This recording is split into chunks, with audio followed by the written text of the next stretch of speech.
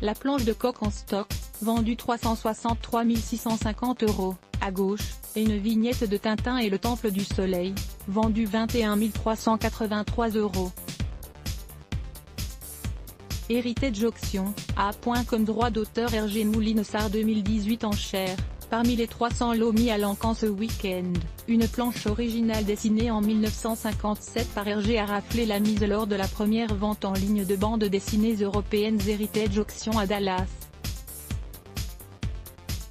À Dallas au Texas, Tintin a fait des étincelles lors de la première vente en ligne aux enchères de bandes dessinées européennes, organisée par la maison Heritage Auction, le 2 juin.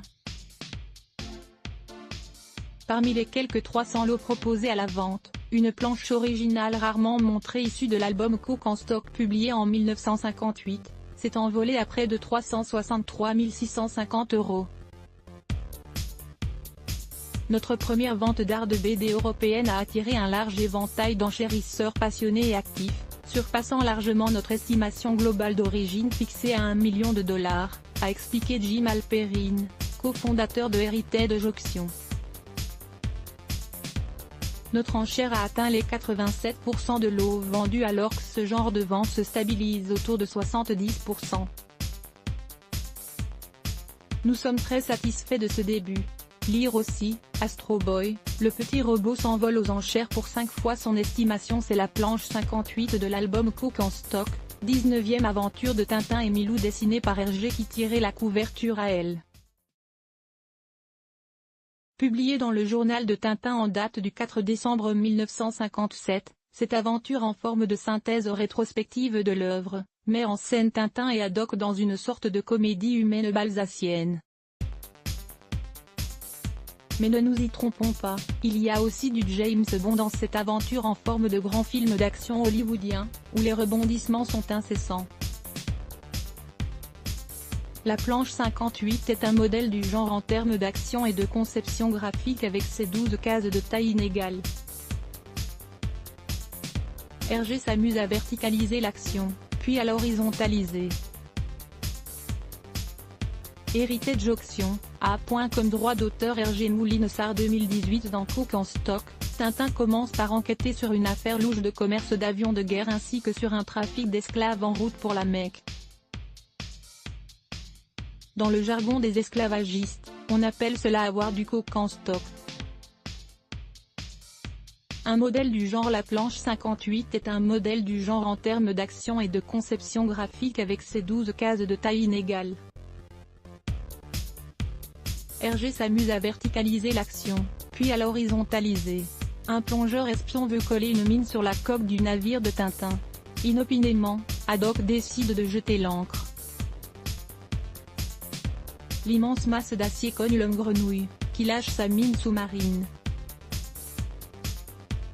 Un requin qui passait par là gobe l'engin explosif et à la fin de la planche, Tintin observe à la jumelle une étrange explosion surgit des profondeurs. Vignette extraite de Tintin et le Temple du Soleil. Heritage Auction, droit d'auteur Hergé Moulinesart 2018 En 1957, le père de Tintin est au sommet d'un art. Il associe, avec harmonie et intelligence, l'image et le texte.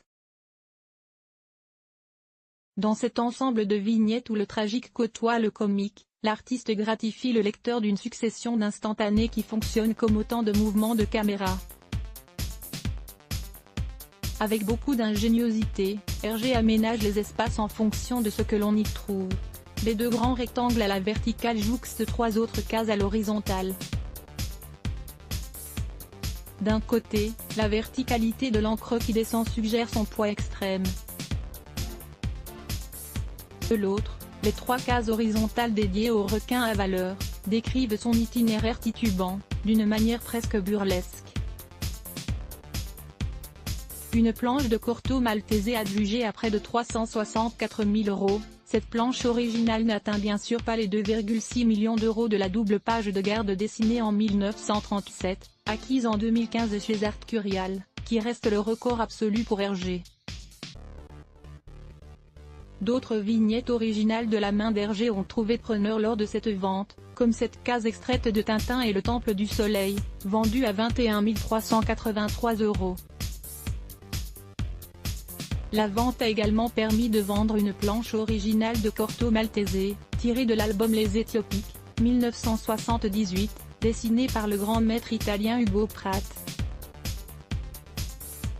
La planche 7 tirée du récit et d'autres Roméo et d'autres Juliette est splendide et a été acquise pour 53 500 €.